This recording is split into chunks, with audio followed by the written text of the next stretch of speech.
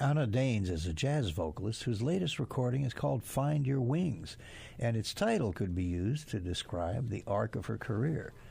She's an attorney, former practicing attorney, whose family fled Poland when it was still under communist domination, and her career as a singer came to her relatively late in life.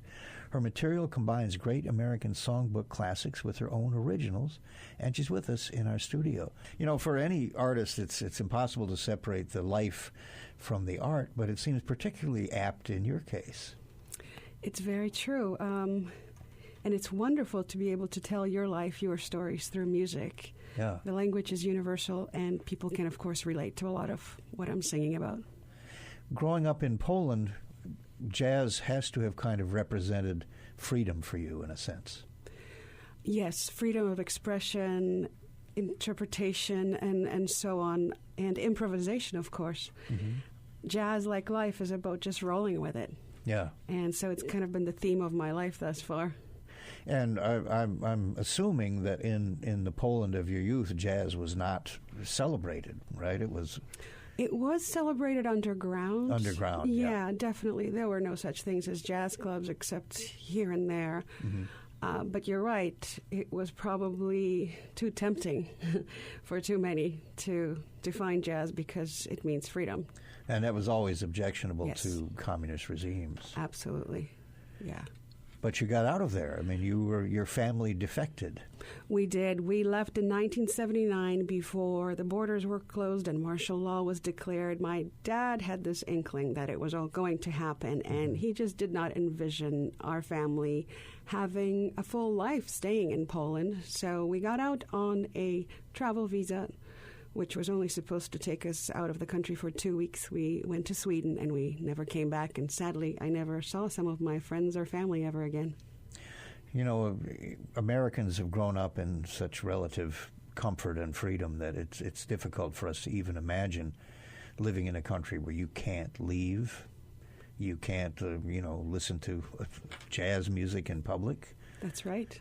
Yeah, all these freedoms that we take for granted, even freedom of thought. I was raised from a young age not to say what was truly on my mind, not to trust neighbors, even sometimes friends, because you don't know who is watching you, who is going to tell the police. Mm-hmm. And that's no way to live. You kind of live a double life. You put yourself in hiding. I bet. Inside. So what led you to become a jazz performer? This is not something I had ever planned. Music had followed me, of course, my entire life, jazz in particular, but also other genres like disco.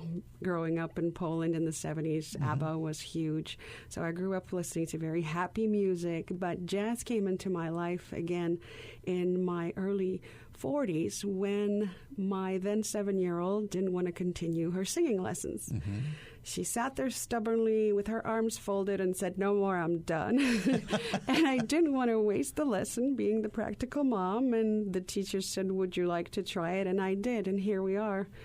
That was about 4 or 5 years ago now. And I've not looked back.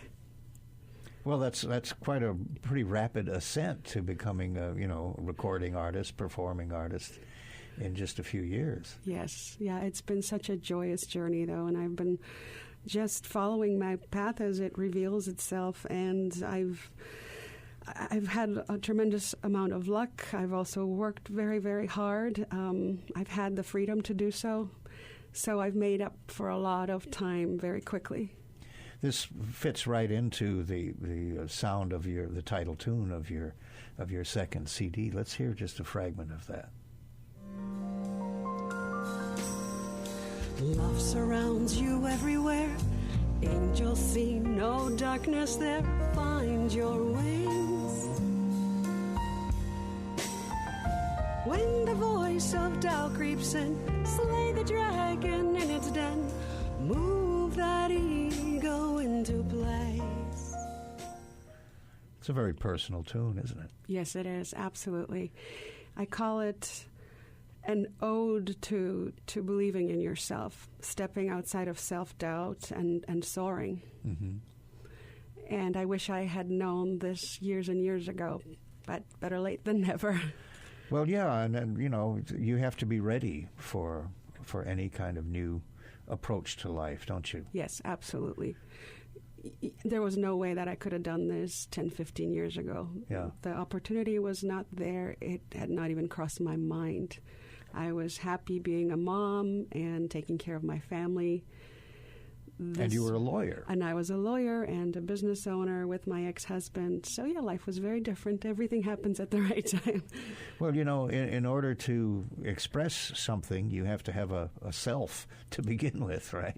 Yes. And I found that self through music. It ended up really liberating me and also giving me confidence like I've never had before. The fact that I could express myself freely, the fact that I was speaking about subjects that uplifted me, such as love, and you find love all over the American songbook, of course. And I just felt empowered by all of it and saw life very differently from that moment, knowing that I can continue to express myself and talk about the things I want to talk about without somebody like an oppressor, say back in Poland, or unfortunately my ex-husband who was largely controlling.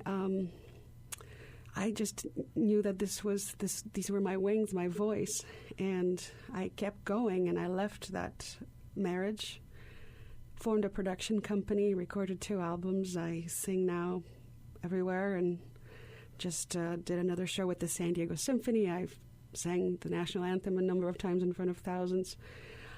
It's quite a fascinating journey. That takes a lot of confidence to be able to do that, and a lot of people would find any of those experiences you just described pretty terrifying. Getting in front of 1,000 people, and the national anthem is no picnic to sing either. No, it's not. But that is the one thing that I probably love performing more than anything. Aside from my originals, having gone through immigration 3 times now, it means so much for me to have finally found home. Mm-hmm. And the meaning of the anthem, the lyrics, really speak to me. I get really choked up just talking about it. Well, that's what informs the sound that you're making, right? Right. If you didn't, it's almost a mystical thing. If you weren't feeling those emotions, you couldn't possibly express them. True, absolutely true. And that goes for all the songs I sing. I pick them consciously to tell something that's indirectly going on inside of me, or something that I can at least relate to because I've gone through it maybe in the past. Mm-hmm. And then it becomes real and authentic. And then, just like Sinatra used to do, you can tell the emotion is real. It's genuine. He is one of my all-time heroes because of his storytelling ability. But it came from deep inside. Well, it's at the end of the day, a song is a story, right? Yes, but so much more, especially if you can tell it in a way that others will absorb it with their hearts as well. Yeah. Great to talk to you, Anna. Thanks so much for coming in. Thank you so much for having me. Anna Dane's latest recording is called Find Your Wings, and you can learn more about her and hear samples of her music on our Hawaii Conversation Facebook page. I want to be around to see how she does it when she breaks your heart to bits. Let's see how that puzzle fits so fine. And that's when I'll discover that revenge is sweet as I sit there applauding from a front row seat.